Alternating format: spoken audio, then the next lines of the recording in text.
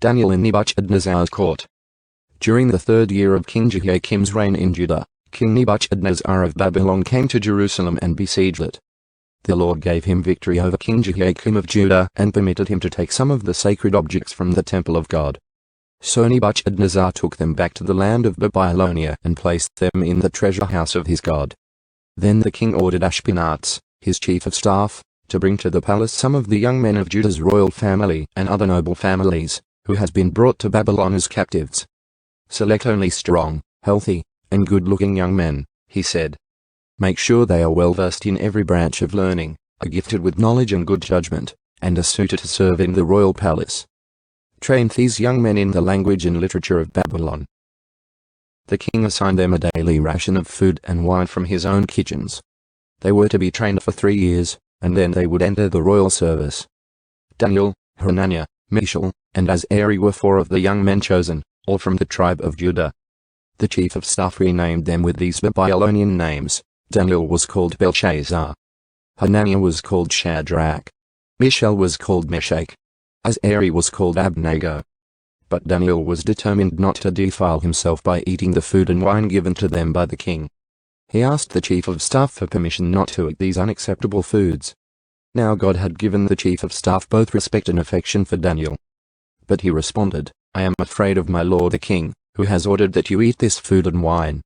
If you become pale and thin compared to the other youths your age, I am afraid the king will have me beheaded. Daniel spoke with the attendant who has been appointed by the chief of staff to look after Daniel, Hananiah, Mishael, and Azariah. Please teach us for 10 days on a diet of vegetables and water, Daniel said. At the end of the 10 days, see how we look compared to the other young men who are eating the king's food. Then make your decision in light of what you see. The attendant agreed to Daniel's suggestion and tested them for 10 days. At the end of the 10 days, Daniel and his 3 friends looked healthier and better nourished than the young men who had been eating the food assigned by the king. So after that, the attendant fed them only vegetables instead of the food and wine provided for the others. God gave these 4 young men an unusual aptitude for understanding every aspect of literature and wisdom. And God gave Daniel the special ability to interpret the meanings of visions and dreams. When the training period ordered by the king was completed, the chief of staff brought all the young men to King Nebuchadnezzar. The king talked with them, and no one impressed him as much as Daniel, Hananiah, Mishael, and Azariah. So they entered the royal service. Whenever the king consulted them in any matter requiring wisdom and balanced judgment, he found them 10 times more capable than any of the magicians and enchanters in his entire kingdom. Daniel remained in the royal service until the 1st year of the reign of King Cyrus Nebuchadnezzar's dream. One night during the 2nd year of his reign, Nebuchadnezzar had such disturbing dreams that he couldn't sleep. He called in his magicians, enchanters, sorcerers, and astrologers, and he demanded that they tell him what he had dreamed. As they stood before the king, he said, I have had a dream that deeply troubles me, and I must know what it means. Then the astrologers answered the king in Aramaic, Long live the king. Tell us the dream, and we will tell you what it means. But the king said to the astrologers, I am serious about this. If you don't tell me what my dream was and what it means, you will be torn limb from limb, and your houses will be turned into heaps of rubble. But if you tell me what I dreamed and what the dream means, I will give you many wonderful gifts and honors. Just tell me the dream and what it means. They said again, Please, your majesty. Tell us the dream, and we will tell you what it means. The king replied, I know what you are doing. You're stalling for time because you know I am serious when I say, if you don't tell me the dream, you are doomed. So you have conspired to tell me lies, hoping I will change my mind. But tell me the dream, and then I'll know that you can tell me what it means. The astrologers replied to the king, No one on earth can tell the king his dream. And no king, however great and powerful, has ever asked such a thing of any magician, enchanter, or astrologer. The king's demand is impossible. No one except the gods can tell you your dream, and they do not live here among people. The king was furious when he heard this, and he ordered that all the wise men of Babylon be executed. And because of the king's decree, men were sent to find and kill Daniel and his friends. When Arosh, the commander of the king's guard, came to kill them, Daniel handled the situation with wisdom and discretion. He asked Arosh, Why has the king issued such a harsh decree? So Arosh told him all that had happened. Daniel went at once to see the king and requested more time to tell the king what the dream meant. Then Daniel went home and told his friends Hananiah, Mishael, and Azari what had happened. He urged them to ask the God of heaven to show them his mercy by telling them the secret, so they would not be executed along with the other wise men of Babylon. That night the secret was revealed to Daniel in a vision. Then Daniel praised the God of heaven. He said, "Praise the name of God forever and ever, for he has all wisdom and power. He controls the course of world events. He removes kings and sets up other kings. He gives wisdom to the wise and knowledge to the scholars. He reveals deep and mysterious things and knows what lies hidden in darkness, though he is surrounded by light. I thank and praise you, God of my ancestors, for you have given me wisdom and strength. You have told me what we asked of you and revealed to us what the king demanded." Daniel interprets the dream. Then Daniel went in to see Arosh, whom the king had ordered to execute the wise men of Babylon. Daniel said to him, "Don't kill the wise men. Take me to the king, and I will tell him the meaning of his dream."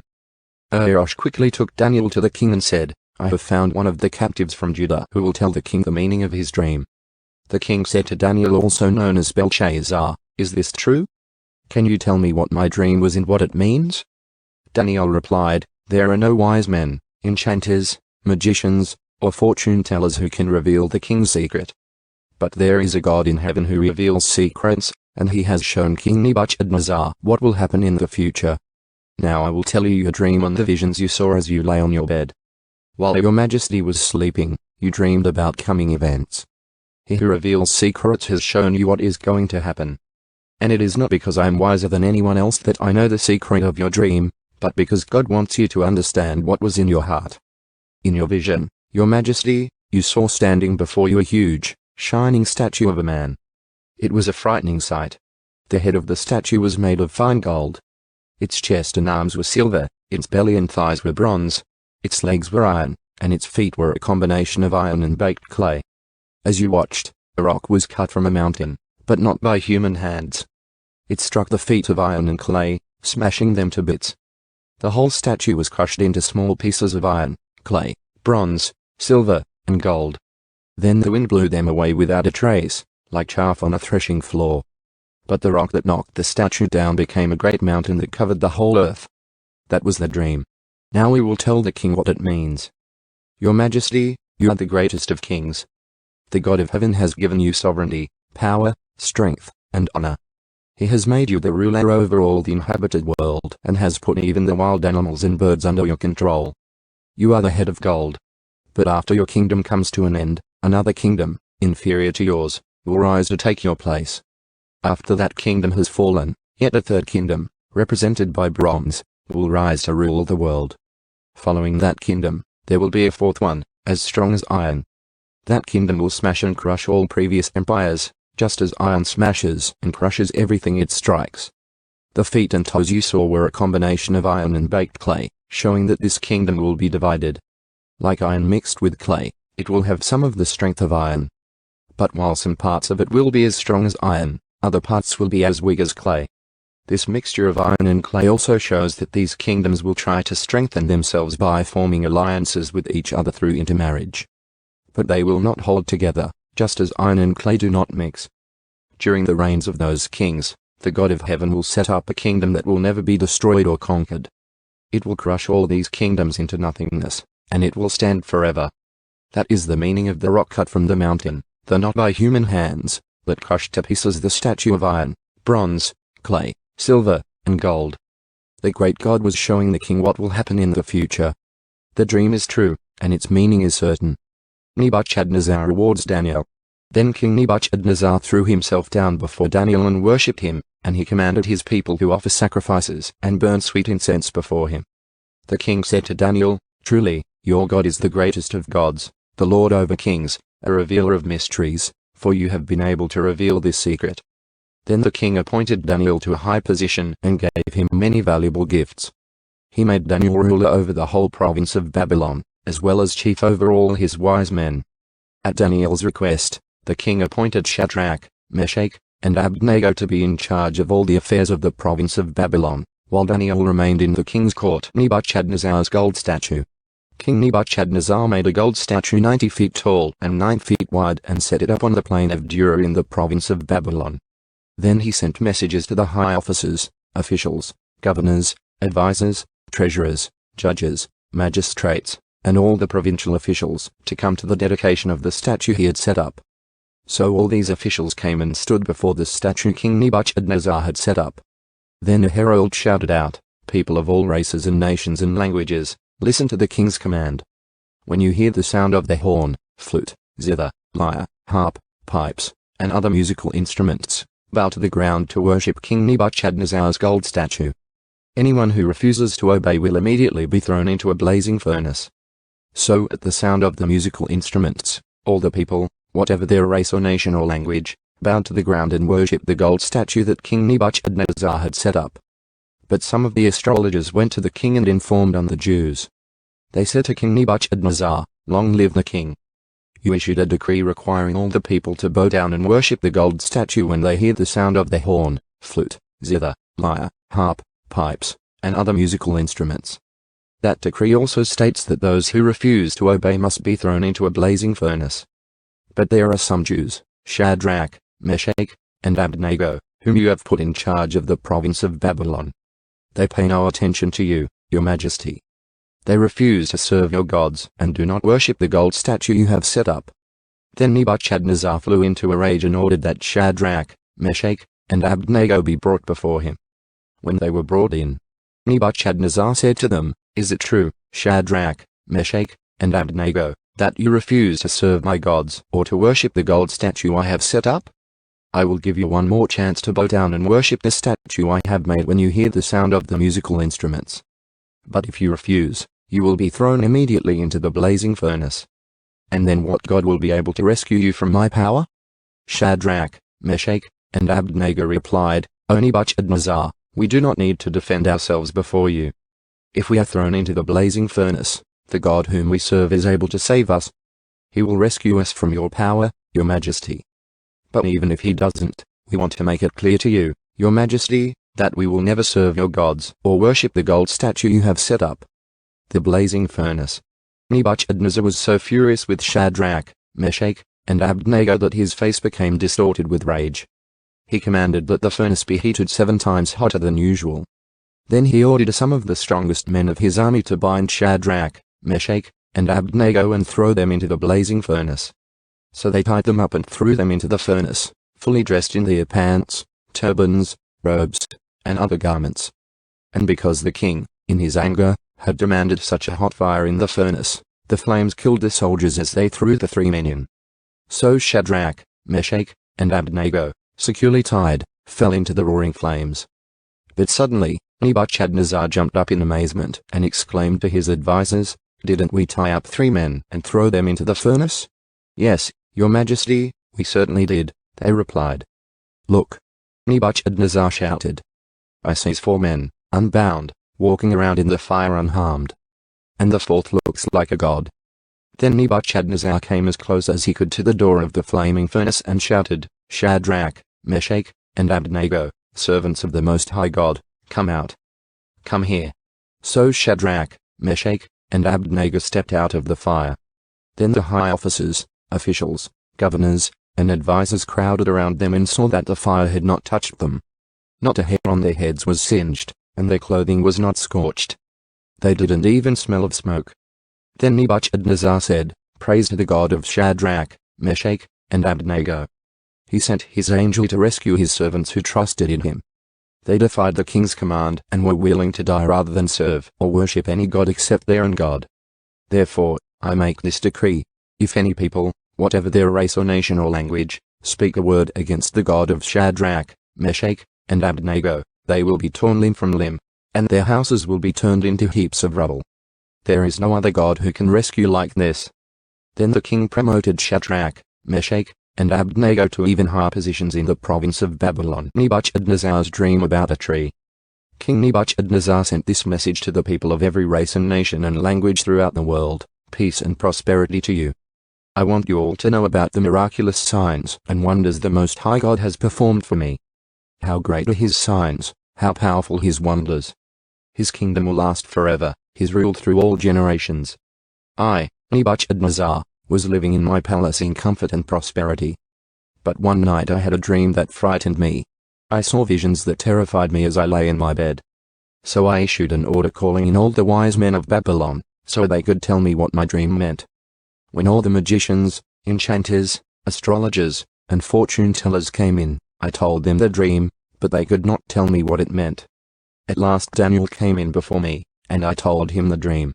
He was named Belshazzar after my God, and the spirit of the holy gods is in him. I said to him, Belshazzar, chief of the magicians, I know that the spirit of the holy gods is in you and that no mystery is too great for you to solve. Now tell me what my dream means. While I was lying in my bed, this is what I dreamed. I saw a large tree in the middle of the earth. The tree grew very tall and strong, reaching high into the heavens for all the world to see. It had fresh green leaves, and it was loaded with fruit for all to eat. Wild animals lived in its shade, and birds nested in its branches. All the world was fed from this tree. Then as I lay there dreaming, I saw a messenger, a holy one, coming down from heaven. The messenger shouted, "Cut down the tree and lop off its branches. Shake off its leaves and scatter its fruit.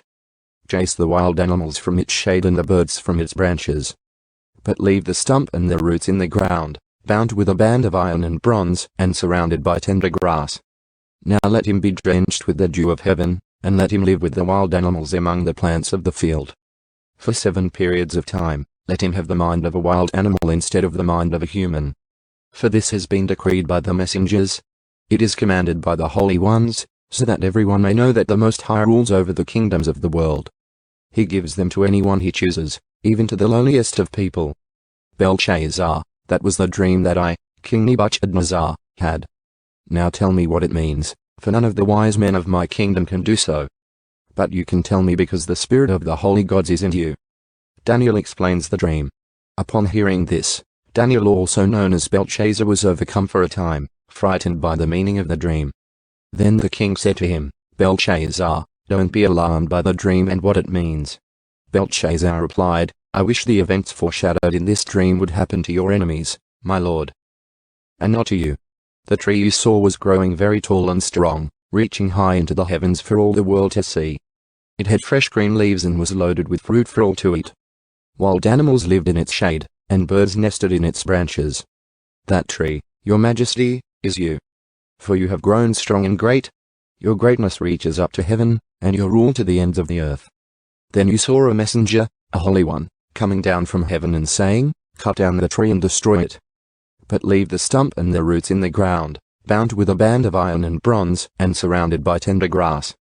Let him be drenched with the dew of heaven.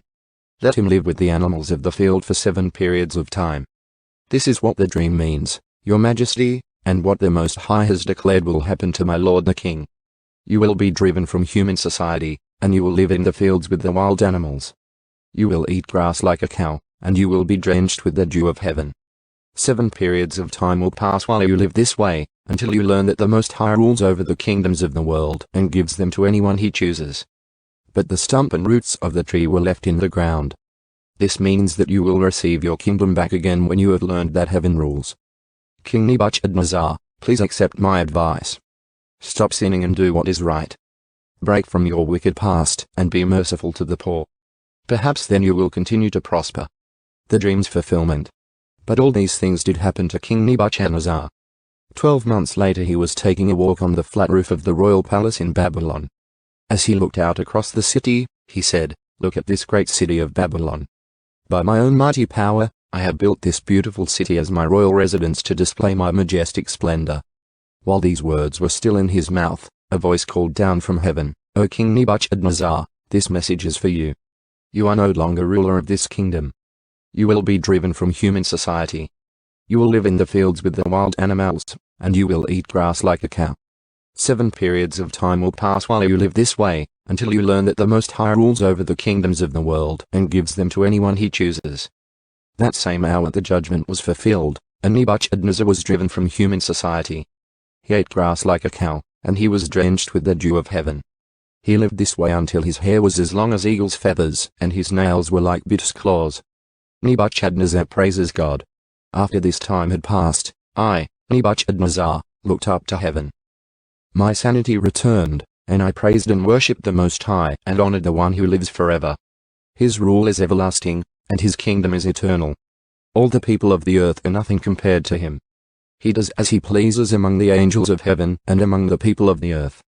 No one can stop him or say to him, "What do you mean by doing these things?" When my sanity returned to me, so did my honor and glory and kingdom. My advisors and nobles sought me out, and I was restored as head of my kingdom, with even greater honor than before. Now I, Nebuchadnezzar, praise and glorify and honor the King of heaven. All his acts are just and true, and he is able to humble the proud. The writing on the wall. Many years later King Belshazzar gave a great feast for 1,000 of his nobles, and he drank wine with them. While Belshazzar was drinking the wine, he gave orders to bring in the gold and silver cups that his predecessor, Nebuchadnezzar, had taken from the temple in Jerusalem. He wanted to drink from them with his nobles, his wives, and his concubines. So they brought these gold cups taken from the temple, the house of God in Jerusalem, and the king and his nobles, his wives, and his concubines drank from them. While they drank from them they praised their idols made of gold, silver, bronze, iron, wood, and stone. Suddenly, they saw the fingers of a human hand writing on the plaster wall of the king's palace, near the lampstand. The king himself saw the hand as it wrote, and his face turned pale with fright. His knees knocked together in fear and his legs gave way beneath him. The king shouted for the enchanters, astrologers, and fortune-tellers to be brought before him. He said to these wise men of Babylon, "Whoever can read this writing and tell me what it means will be dressed in purple robes of royal honor and will have a gold chain placed around his neck. He will become the third highest ruler in the kingdom." But when all the king's wise men had come in, none of them could read the writing or tell him what it meant. So the king grew even more alarmed, and his face turned pale. His nobles, too, were shaken. But when the queen mother heard what was happening, she hurried to the banquet hall. She said to Belshazzar, "Long live the king. Don't be so pale and frightened. There is a man in your kingdom who has within him the spirit of the holy gods." During Nebuchadnezzar's reign, this man was found to have insight, understanding, and wisdom like that of the gods. Your predecessor, the king, your predecessor King Nebuchadnezzar, made him chief over all the magicians, enchanters, astrologers, and fortune-tellers of Babylon. This man Daniel, whom the king named Belshazzar, has exceptional ability and is filled with divine knowledge and understanding. He can interpret dreams, explain riddles, and solve difficult problems. Call for Daniel, and he will tell you what the writing means. Daniel explains the writing. So Daniel was brought in before the king.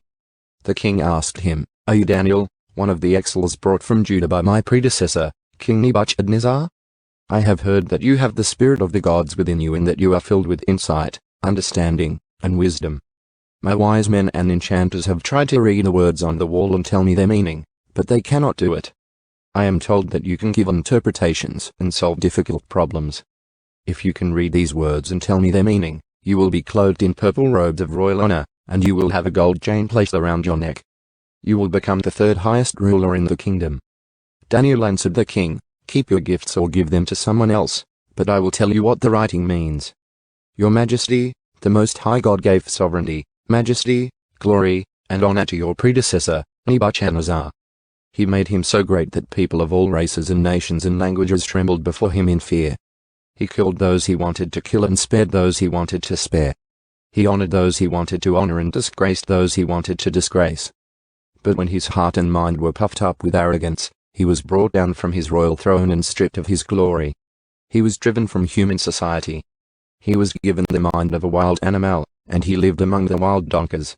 He ate grass like a cow, and he was drenched with the dew of heaven, until he learned that the Most High God rules over the kingdoms of the world and appoints anyone he desires to rule over them. You are his successor, O Belshazzar, and you knew all this, yet you have not humbled yourself. For you have proudly defied the Lord of heaven and have had these cups from his temple brought before you. You and your nobles and your wives and concubines have been drinking wine from them while praising gods of silver, gold, bronze, iron, wood, and stone, gods that neither see nor hear nor know anything at all.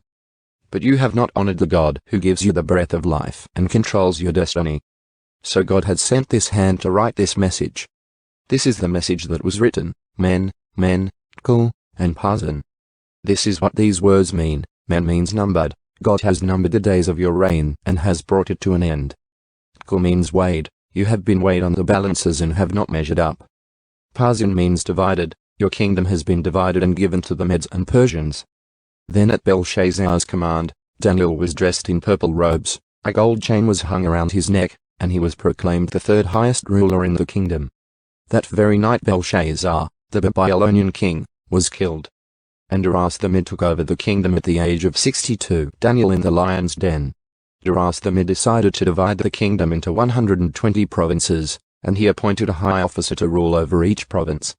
The king also chose Daniel and 2 others as administrators to supervise the high officers and protect the king's interests. Daniel soon proved himself more capable than all the other administrators and high officers. Because of Daniel's great ability, the king made plans to place him over the entire empire. Then the other administrators and high officers began searching for some fault in the way Daniel was handling government affairs, but they couldn't find anything to criticize or condemn. He was faithful, always responsible, and completely trustworthy. So they concluded, our only chance of finding grounds for accusing Daniel will be in connection with the rules of his religion. So the administrators and high officers went to the king and said, "Long live King Darius. We are all in agreement, we administrators, officials, high officers, advisors, and governors, that the king should make a law that will be strictly enforced. Give orders that for the next 30 days any person who prays to anyone, divine or human, except to you, your majesty, will be thrown into the den of lions. And now, your majesty, issue and sign this law so it cannot be changed, an official law of the Medes and Persians that cannot be revoked." So King Darius signed the law. But when Daniel learned that the law had been signed, he went home and knelt down as usual in his upstairs room, with its windows open toward Jerusalem. He prayed 3 times a day, just as he had always done, giving thanks to his God. Then the officials went together to Daniel's house and found him praying and asking for God's help. So they went straight to the king and reminded him about his law. "Did you not sign a law that for the next 30 days any person who prays to anyone, divine or human, except to you, your majesty, will be thrown into the den of lions?" "Yes," the king replied. "That decision stands. It is an official law of the Medes and Persians that cannot be revoked." Then they told the king, "That man Daniel, one of the captives from Judah, is ignoring you and your law. He still prays to his God 3 times a day." Hearing this, the king was deeply troubled, and he tried to think of a way to save Daniel. He spent the rest of the day looking for a way to get Daniel out of this predicament. In the evening the men went together to the king and said, "Your majesty, you know that according to the law of the Medes and the Persians, no law that the king signs can be changed." So at last the king gave orders for Daniel to be arrested and thrown into the den of lions. The king said to him, "May your God, whom you serve so faithfully, rescue you." A stone was brought and placed over the mouth of the den. The king sealed the stone with his own royal seal and the seals of his nobles, so that no one could rescue Daniel. Then the king returned to his palace and spent the night fasting. He refused his usual entertainment and couldn't sleep at all that night. Very early the next morning, the king got up and hurried out to the lion's den. When he got there, he called out in anguish, "Daniel, servant of the living God. Was your God, whom you serve so faithfully, able to rescue you from the lions?" Daniel answered, "Long live the king. My God sent his angel to shut the lions' mouths so that they would not hurt me, for I have been found innocent in his sight. And I have not wronged you, your majesty." The king was overjoyed and ordered that Daniel be lifted from the den. Not a scratch was found on him, for he had trusted in his God. Then the king gave orders to arrest the men who had maliciously accused Daniel. He had them thrown into the lion's den, along with their wives and children. The lions leaped on them and tore them apart before they even hit the floor of the den. Then King Darius sent this message to the people of every race and nation and language throughout the world, "Peace and prosperity to you. I decree that everyone throughout my kingdom should tremble with fear before the God of Daniel. For he is the living God, and he will endure forever. His kingdom will never be destroyed, and his rule will never end. He rescues and saves his people. He performs miraculous signs and wonders in the heavens and on earth. He has rescued Daniel from the power of the lions." So Daniel prospered during the reign of Darius and the reign of Cyrus the Persian. Daniel's vision of 4 beasts. Earlier, during the first year of King Belshazzar's reign in Babylon, Daniel had a dream and saw visions as he lay in his bed. He wrote down the dream, and this is what he saw. "In my vision that night, I, Daniel, saw a great storm churning the surface of a great sea, with strong winds blowing from every direction. Then 4 huge beasts came up out of the water, each different from the others. The first beast was like a lion with eagle's wings. As I watched, its wings were pulled off, and it was left standing with its 2 hind feet on the ground, like a human being. And it was given a human mind. Then I saw a second beast, and it looked like a bear. It was rearing up on one side, and it had 3 ribs in its mouth between its teeth. And I heard a voice saying to it, "Get up. Devour the flesh of many people." Then the third of these strange beasts appeared, and it looked like a leopard. It had 4 birds' wings on its back, and it had 4 heads. Great authority was given to this beast. Then in my vision that night, I saw a 4th beast, terrifying, dreadful, and very strong. It devoured and crushed its victims with huge iron teeth and trampled their remains beneath its feet. It was different from any of the other beasts, and it had 10 horns. As I was looking at the horns, suddenly another small horn appeared among them. 3 of the first horns were torn out by the roots to make room for it. This little horn had eyes like human eyes and a mouth that was boasting arrogantly. I watched as thrones were put in place, and the Ancient One sat down to judge. His clothing was as white as snow, his hair like purest wool. He sat on a fiery throne with wheels of blazing fire, and a river of fire was pouring out, flowing from his presence. Millions of angels ministered to him. Many millions stood to attend him. Then the court began its session, and the books were opened. I continued to watch because I could hear the little horn's boastful speech. I kept watching until the 4th beast was killed and its body was destroyed by fire. The other 3 beasts had their authority taken from them, but they were allowed to live a while longer. As my vision continued that night, I saw someone like a son of man coming with the clouds of heaven. He approached the Ancient One and was led into his presence. He was given authority, honor, and sovereignty over all the nations of the world, so that people of every race and nation and language would obey him. His rule is eternal, it will never end. His kingdom will never be destroyed. The vision is explained. I, Daniel, was troubled by all I had seen, and my visions terrified me. So I approached one of those standing beside the throne and asked him what it all meant. He explained it to me like this: these 4 huge beasts represent 4 kingdoms that will arise from the earth. But in the end, the holy people of the Most High will be given the kingdom, and they will rule forever and ever. Then I wanted to know the true meaning of the 4th beast, the one so different from the others and so terrifying. It had devoured and crushed its victims with iron teeth and bronze claws, trampling their remains beneath its feet. I also asked about the 10 horns on the 4th beast's head and the little horn that came up afterward and destroyed 3 of the other horns. This horn had seemed greater than the others, and it had human eyes and a mouth that was boasting arrogantly. As I watched, this horn was waging war against God's holy people and was defeating them, until the Ancient One, the Most High, came and judged in favor of his holy people. Then the time arrived for the holy people to take over the kingdom. Then he said to me, "This 4th beast is the 4th world power that will rule the earth. It will be different from all the others. It will devour the whole world, trampling and crushing everything in its path. Its 10 horns are 10 kings who will rule that empire. Then another king will arise, different from the other 10, who will subdue 3 of them. He will defy the Most High and oppress the holy people of the Most High. He will try to change their sacred festivals and laws, and they will be placed under his control for a time, times, and half a time. But then the court will pass judgment, and all his power will be taken away and completely destroyed. Then the sovereignty, power, and greatness of all the kingdoms under heaven will be given to the holy people of the Most High. His kingdom will last forever, and all rulers will serve and obey him." That was the end of the vision. I, Daniel, was terrified by my thoughts and my face was pale with fear, but I kept these things to myself. Daniel's vision of the ram and goat. During the 3rd year of King Belshazzar's reign, I, Daniel, saw another vision, following the one that had already appeared to me. In this vision I was at the fortress of Susa, in the province of Elam, standing beside the Ulai River. As I looked up, I saw a ram with 2 long horns standing beside the river. One of the horns was longer than the other, even though it had grown later than the other one. The ram butted everything out of his way to the west, to the north, and to the south, and no one could stand against him or help his victims. He did as he pleased and became very great. While I was watching, suddenly a male goat appeared from the west, crossing the land so swiftly that he didn't even touch the ground. This goat, which had one very large horn between its eyes, headed toward the 2-horned ram that I had seen standing beside the river, rushing at him in a rage.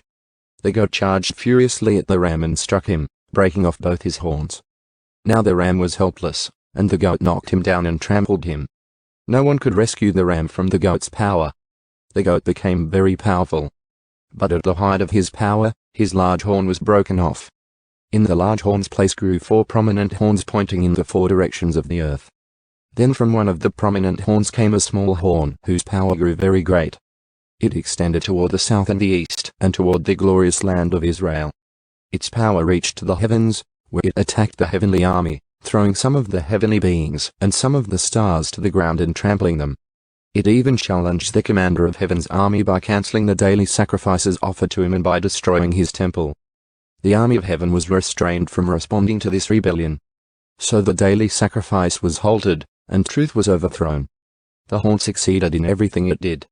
Then I heard 2 holy ones talking to each other. One of them asked, "How long will the events of this vision last? How long will the rebellion that causes desecration stop the daily sacrifices? How long will the temple and heaven's army be trampled on?"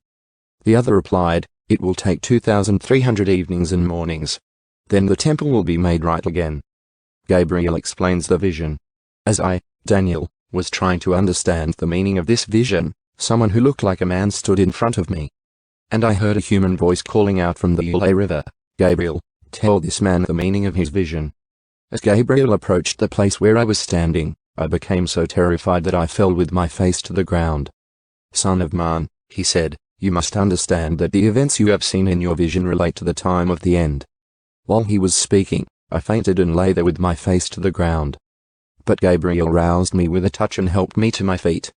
Then he said, "I am here to tell you what will happen later in the time of wrath. What you have seen pertains to the very end of time." The 2-horned ram represents the kings of Media and Persia.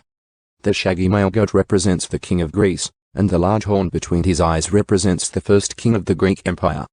The 4 prominent horns that replaced the 1 large horn show that the Greek Empire will break into 4 kingdoms, but none as great as the first. At the end of their rule, when their sin is at its height, a fierce king, a master of intrigue, will rise to power. He will become very strong, but not by his own power.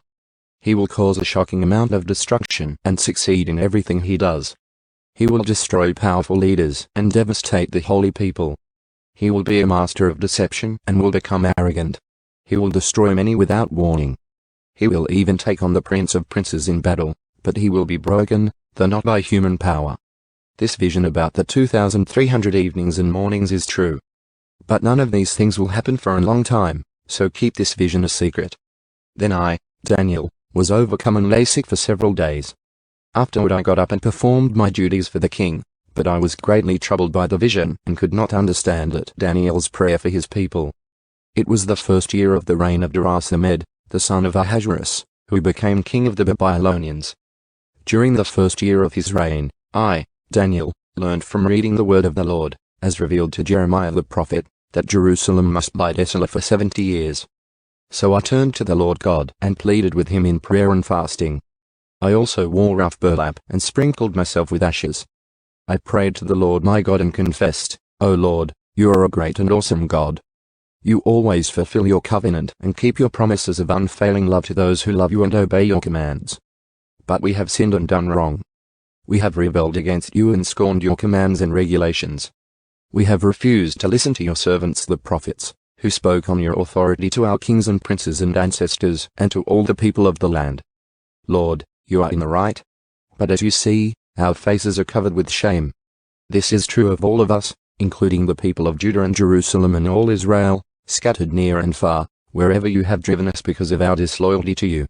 O Lord, we and our kings, princes, and ancestors are covered with shame because we have sinned against you. But the Lord our God is merciful and forgiving, even though we have rebelled against him. We have not obeyed the Lord our God, for we have not followed the instructions he gave us through his servants the prophets. All Israel has disobeyed your instruction and turned away, refusing to listen to your voice. So now the solemn curses and judgments written in the law of Moses, the servant of God, have been poured down on us because of our sin. You have kept your word and unto us and our rulers exactly as you warned. Never has there been such a disaster as happened in Jerusalem. Every curse written against us in the law of Moses has come true. Yet we have refused to seek mercy from the Lord our God by turning from our sins and recognizing his truth.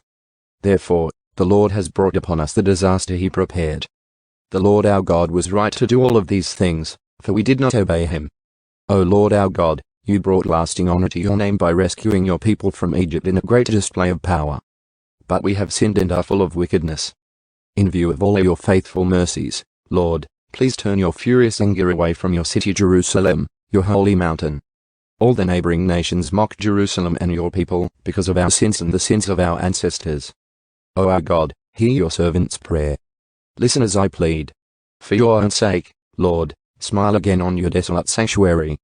O my God, lean down and listen to me. Open your eyes and see our despair. See how your city, the city that bears your name, lies in ruins. We make this plea, not because we deserve help, but because of your mercy. O Lord, hear. O Lord, forgive. O Lord, listen and act. For your own sake, do not delay, O my God, for your people and your city bear your name. Gabriel's message about the Anointed One.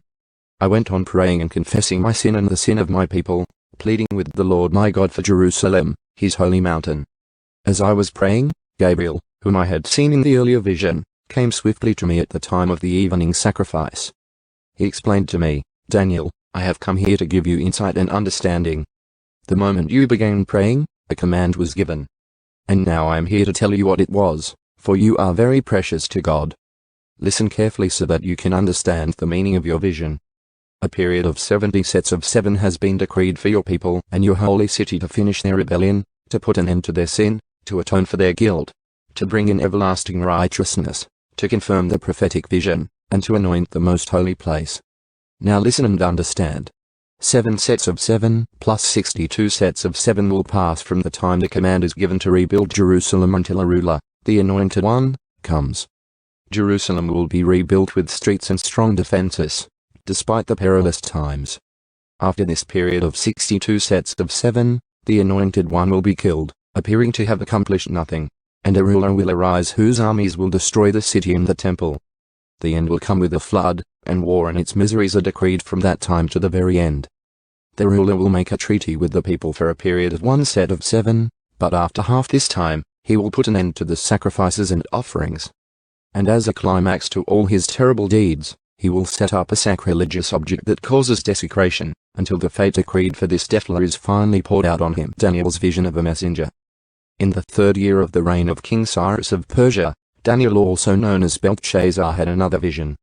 He understood that the vision concerned events certain to happen in the future, times of war and great hardship. When this vision came to me, I, Daniel, had been in mourning for 3 whole weeks. All that time I had eaten no rich food. No meat or wine crossed my lips, and I used no fragrant lotions until those 3 weeks had passed. On April the 23rd, as I was standing on the bank of the great Tigris River, I looked up and saw a man dressed in linen clothing, with a belt of pure gold around his waist. His body looked like a precious gem. His face flashed like lightning, and his eyes flamed like torches. His arms and feet shone like polished bronze, and his voice roared like a vast multitude of people. Only I, Daniel, saw this vision. The men with me saw nothing, but they were suddenly terrified and ran away to hide. So I was left there all alone to see this amazing vision. My strength left me, my face grew deathly pale, and I felt very weak. Then I heard the man speak, and when I heard the sound of his voice, I fainted and lay there with my face to the ground. Just then a hand touched me and lifted me, still trembling, to my hands and knees. And the man said to me, Daniel, you are very precious to God, so listen carefully to what I have to say to you. Stand up, for I have been sent to you. When he said this to me, I stood up, still trembling. Then he said, Don't be afraid, Daniel. Since the first day you began to pray for understanding and to humble yourself before your God, your request has been heard in heaven. I have come in answer to your prayer. But for 21 days the spirit prince of the kingdom of Persia blocked my way. Then Michael, one of the archangels, came to help me, and I left him there with the spirit prince of the kingdom of Persia. Now I am here to explain what will happen to your people in the future, for this vision concerns a time yet to come. While he was speaking to me, I looked down at the ground, unable to say a word. Then the one who looked like a man touched my lips, and I opened my mouth and began to speak. I said to the one standing in front of me, I am filled with anguish, because of the vision I have seen, my Lord, and I am very weak. How can someone like me, your servant, talk to you, my Lord? My strength is gone, and I can hardly breathe. Then the one who looked like a man touched me again, and I felt my strength returning. "Don't be afraid," he said, "for you are very precious to God. Peace. Be encouraged. Be strong." As he spoke these words to me, I suddenly felt stronger and said to him, "Please speak to me, my lord, for you have strengthened me." He replied, "Do you know why I have come? Soon I must return to fight against the spirit prince of the kingdom of Persia, and after that the spirit prince of the kingdom of Greece will come. Meanwhile, I will tell you what is written in the book of truth. No one helps me against these spirit princes except Michael, your spirit prince. I have been standing beside Michael to support and strengthen him since the first year of the reign of Darius the Mede, kings of the south and north. Now then, I will reveal the truth to you. 3 more Persian kings will reign, to be succeeded by a 4th, far richer than the others. He will lose his wealth to stir up everyone to fight against the kingdom of Greece. Then a mighty king will rise to power who will rule with great authority and accomplish everything he sets out to do. But at the height of his power, his kingdom will be broken apart and divided into 4 parts.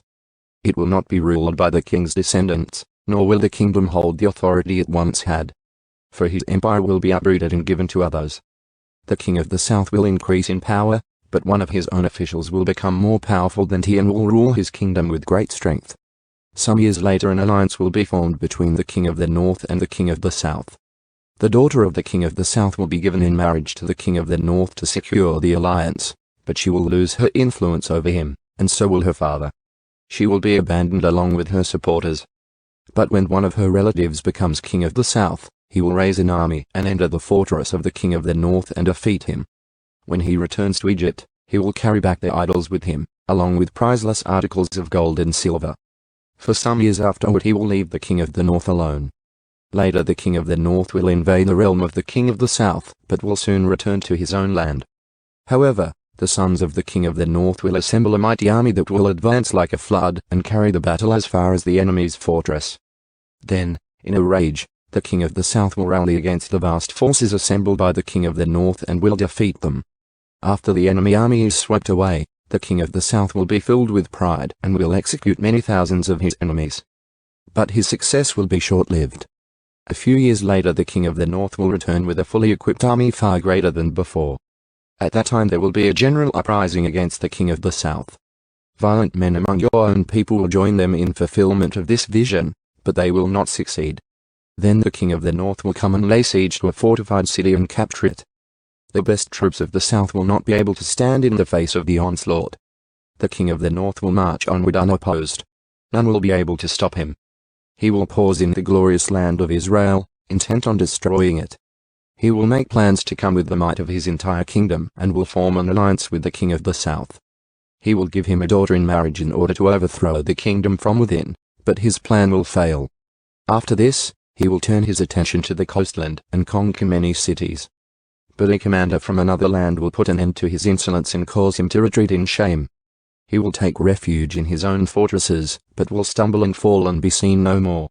His successor will send out a tax collector to maintain the royal splendor. But after a very brief reign, he will die, though not from anger or in battle. The next to come to power will be a despicable man who is not in line for royal succession. He will slip in when least expected and take over the kingdom by flattery and intrigue. Before him great armies will be swept away, including a covenant prince. With deceitful promises, he will make various alliances. He will become strong despite having only a handful of followers. Without warning he will enter the richest areas of the land. Then he will distribute among his followers the plunder and wealth of the rich, something his predecessors had never done. He will plot the overthrow of strongholds, but this will last for only a short while. Then he will stir up his courage and raise a great army against the king of the south.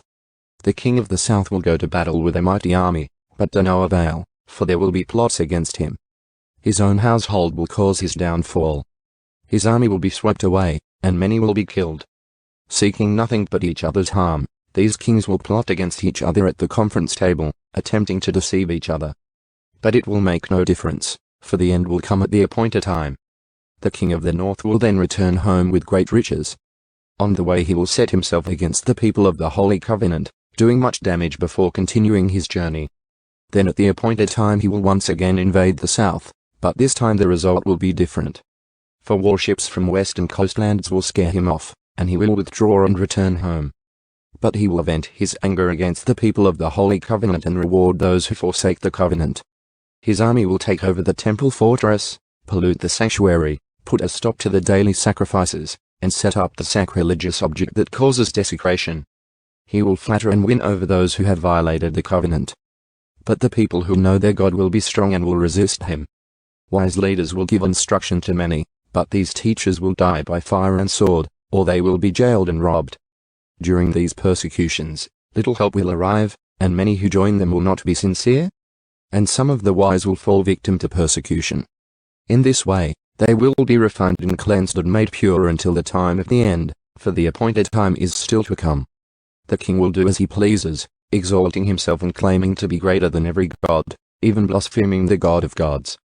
He will succeed, but only until the time of wrath is completed. For what has been determined will surely take place.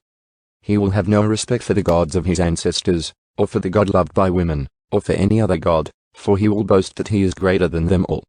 Instead of these, he will worship the God of fortresses, the God his ancestors never knew, and lavish on him gold, silver, precious stones, and expensive gifts.